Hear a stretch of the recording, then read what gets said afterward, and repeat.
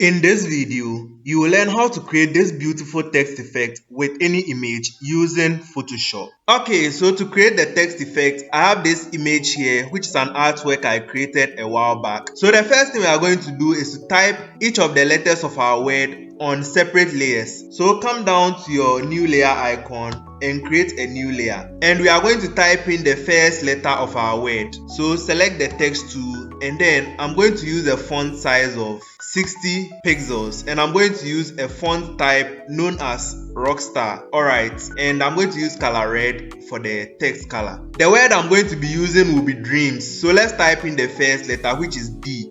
Very good. Now click on this icon and let's create a new layer again. And we are going to type the next letter, which is R. So I'm going to continue like that until I'm done typing all the letters.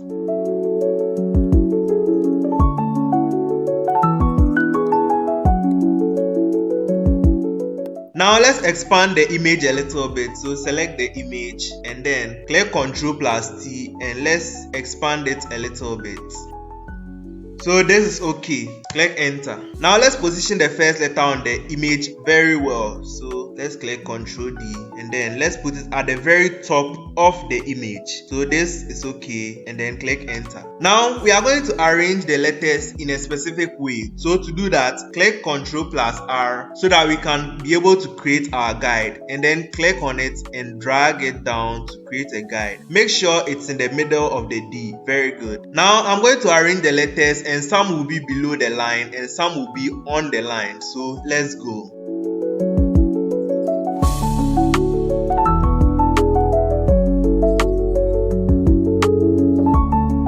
Now we are going to arrange the letters in such a way that there will be equal spaces between each letter. So to do that, drag in a guide and place it on each side of each of the letters. So we are going to place one here. Let's zoom in a little bit, and then we are going to place one over here, and we are going to do the same thing for each of the letters. We are going to use these guides as a form of measurement to arrange our letters. Okay.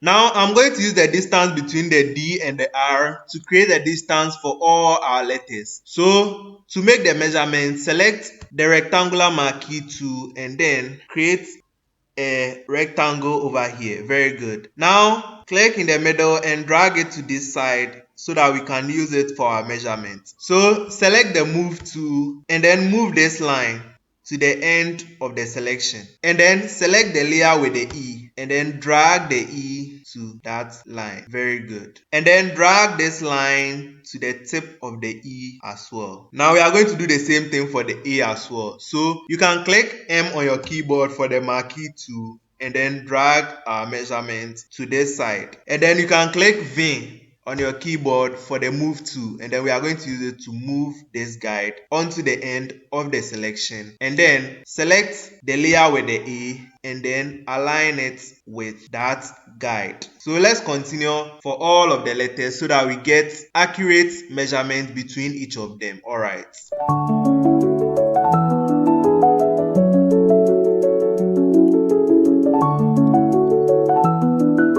Alright, now you can click Ctrl+D to deselect, and then let's zoom out. Now you can see there is equal measurements between each of our letters. Now let's put all the letters in one group. So with the topmost layer selected, hold Shift and then click on the last letter and then click Ctrl+J to group all the layers with our letters. Now select the layer with the image and then come to your tools and select the marquee tool. Now come up here and click on this icon, which means add to selection. And then we are going to make a selection for each of the lanes that we can find the letters. So let's start with the D. Click here and then drag down to create your selection.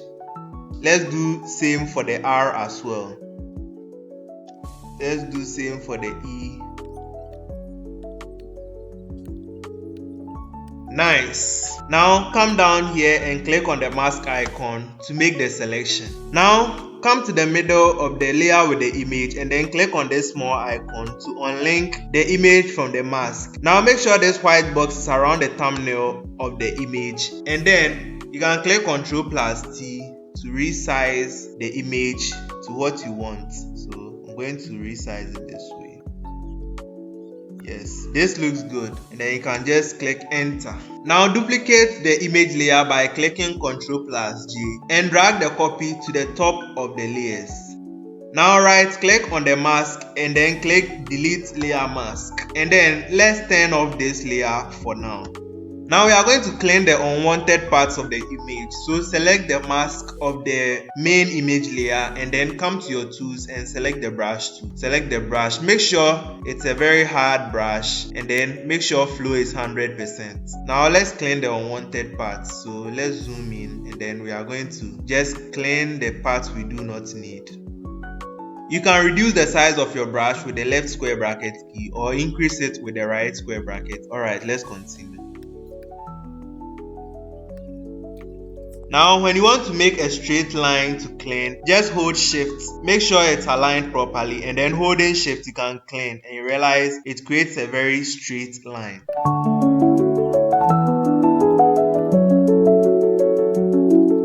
So over here as well, make sure to hold shift and then drag to create a straight line.